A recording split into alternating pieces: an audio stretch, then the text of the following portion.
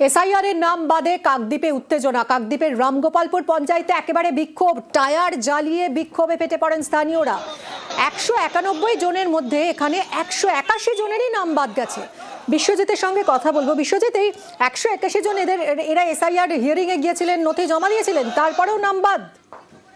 হ্যাঁ দেখো, একেবারে এই 181 জন একেবারে তাদের নাম বাদ পড়ে যাওয়ার কারণে তারা অভিযোগ করছে তাদের সম্পূর্ণ নথি রয়েছে, তাদের 2002 সালে তারা ভোট দিয়েছে, তাদের তালিকায় নাম রয়েছে, তারপরেও কিভাবে তাদের নাম বাদ দেওয়া হলো সেটা নিয়ে কিন্তু তারা প্রশ্ন তুলতে শুরু করেছেন। এবং সেই কারণে তারা দফায় দফায় কিন্তু রামগোপালপুর যে কাকদ্বীপের যে রামগোপালপুর গ্রাম পঞ্চায়েত রয়েছে, সেই গ্রাম পঞ্চায়েতের বিশাল মোড় এলাকা রয়েছে, সেই এলাকায় কিন্তু দফায় দফায় তারা রাস্তায় টায়ার জ্বালিয়ে একেবারে বিক্ষোভ প্রদর্শন করেন। এবং তারা যেটা অভিযোগ করছে, একেবারে তাদের সমস্ত ডকুমেন্টস রয়েছে এবং তারা হিয়ারিং পর্যন্ত গিয়েছেন এবং তারপরেও তাদেরকে বিচারাধীন প্রক্রিয়ায় রেখে দেওয়া হয়েছিল। এবং হঠাৎ করে দুদিন আগে তাদের কাছে খবর আসে তাদের নাম একেবারে এসআইআর এর যে তালিকা থেকে একেবারে বাদ দিয়ে দেওয়া হয়েছে এবং তারপরেই কিন্তু বিক্ষোভে ফেটে পড়ে।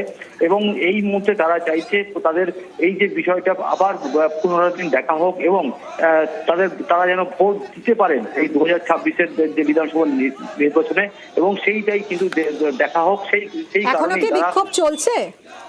হ্যাঁ দেখো, বিক্ষোভ বেশ কিছুক্ষণ ধরেই চলছিল, দফায় দফায় তারা বিক্ষোভ চালাচ্ছিলেন এবং স্থানীয়দের ঢোলার পুলিশ ঘটনাস্থলে উপস্থিত রয়েছেন এবং সম্পূর্ণ বিষয়টা তারা খতিয়ে দেখছেন। ধন্যবাদ বিশ্বজিৎ। জন্মলগ্ন থেকে আমাদের স্থায়ী বাসিন্দা, তো আমাদের ভোটার লিস্টে কিভাবে বাদ যাচ্ছে আমরা কিছু বুঝতে পারি। আমার ছেলে আর্মিতে কাজ করে, 15 বছর চাকরি করছে, এখন বিচারাধীন আছে। সে বৌমার নাম বাদ গেছে, একদম ডিলেট, কাগজপত্র সব জমা দিচ্ছি। যেখানে যেভাবে হিয়ারিং হয়েছে সেখানে আমরা উপস্থিত হয়েছি। আমরা হয়তো ভোট দিতে পারবো না, আমরা যাতে ভোটাধিকার হয়ে ভোটাধিকার করতে পারি।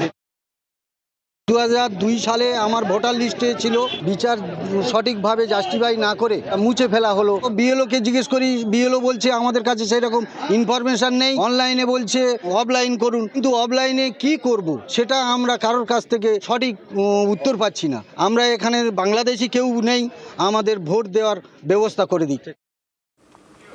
কাকদ্বীপের ছবি দেখলেন। কাকদ্বীপে একেবারে টায়ার জ্বালিয়ে বিক্ষোভ দেখা